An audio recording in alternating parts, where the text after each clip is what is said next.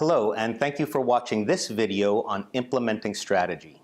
Now, in the video, I'm going to share with you the overuse of the term strategy and provide you with a pragmatic definition for how you can use strategy as a framework that guides the decisions for the business.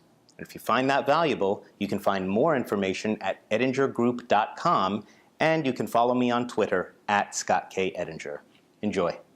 I teach a program for the University of North Carolina Kenan-Flagler School of Business on implementing strategy. And one of the first things I share with students in that program is one of my favorite quotations about strategy, which is this: if words could sue for defamation of character, strategy would be first in court. Fact of the matter is that people massively overuse the term strategy, and it can define everything from getting paper in the copier to the direction of the organization. So for our purposes, I'll simply define strategy as what the organization needs to do. Strategy is about what, and then of course tactics are about how. So for our purposes in this discussion, strategy is about what an organization is going to do, and in order to implement that strategy, several factors have to occur. Number one, you have to be able to clarify your strategy. Most of the time, organizations put together grand and lofty strategy statements that are not understood by anybody except the people in the boardroom when it was created. And then it's looked at by the rest of the organization like it's Sanskrit or something.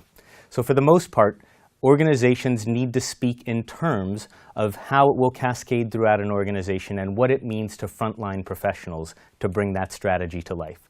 Clarifying your strategy in common language using vivid terms that everybody can understand is critical. Secondly, you've got to get great alignment on that strategy. Alignment is about getting a clear line of sight between top management and what's expected from frontline professionals in the organization.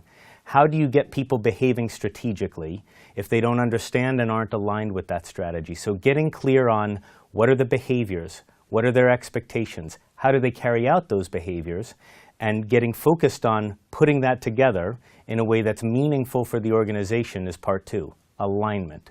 So if you start with clarifying, then go to alignment, then the third thing you need to do is get accountabilities right.